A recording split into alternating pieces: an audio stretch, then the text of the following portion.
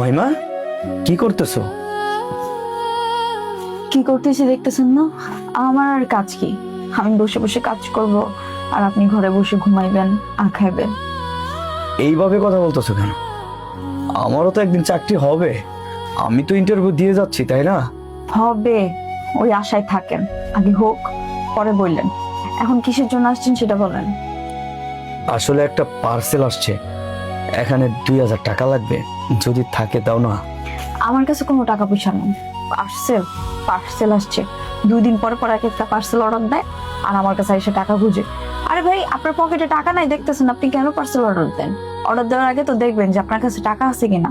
টাকা নাই মানে আমি কোনো কিছু করব না। আরেকজনের উপরে তো খাইতেছেন, ঘুমাইতেছেন, সবকিছু করতেছেন, তার মধ্যে যখন যা ইচ্ছা তাই অর্ডার করতেছেন। কি পাইছেন? আমার পকেটে টাকা নাই দেখে আমি কি আমার বউয়ের জন্য কিছু আনতে পারবো না?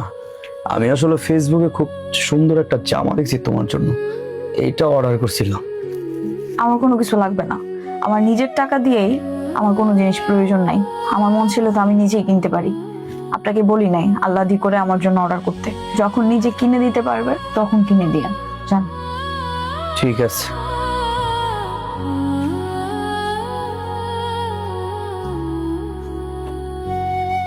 ভাবি, একটা কথা বলতাম। কি কথা? আসলে ভাবি, সবাই তো কলেজের ফি জমা দিয়ে ফেলেছে। ভাইয়ের কাছে বলছিলাম, ভাই বলছে টাকা নাই। তোমার কাছে কি হবে? তোমার ভাই কি আমাকে কামাই করে টাকা দিয়ে রাখছে যে আমি টাকা দিব? তোমাদের যখন প্রয়োজন হয় তখনই আইসা আমার কাছে খুঁজো। আরে ভাই, এটা কি ধরনের সমস্যা? আমি বুঝি না তোমাদের প্রবলেমটা কি। আজকে 8 মাস ধরে তোমাদের সবাইকে আমি চালাইতেছি। তোমাদের লজ্জা থাকা দরকার যে আমি একটা মেয়ে মানুষের জব করে তোমাদেরকে চালাচ্ছি। আমার ভাগ্যিস একটা চাকরি ছিল, নাহলে আমার তো রাস্তায় ভিক্ষা করা লাগতো। আমাদের যে কোন পাবে ধরছে যে তোমার ভাইয়ের কাছে এসে আমি বিয়ে করছিলাম। এখন আমি এটা হাড়ে হাড়ে টের পাইতেছি। বাবা মার কথা না শুনলে যে পস্তানো লাগে, এটাই হচ্ছে সবচেয়ে সত্যি কথা। আজকে 8 মাস যাবত আমার উপরে পইরা পইরা খাইতেছে। শুধু বলে ইন্টারভিউই দেয়, ইন্টারভিউই দিয়ে যাচ্ছে, তার কোনো চাকরি হয় না। আমি আমার পরিবারের কাছে কিভাবে যে ছোট হইতেছি, কত ধরনের কথা শুনতেছি, সমাজের কাছে কথা শুনতেছি, এটা আসলে বলে বোঝানোর মতো না। আচ্ছা ঠিক আছে, এখন আর কি করবো? ঠেকে গেছি না, দিতে তো হবেই।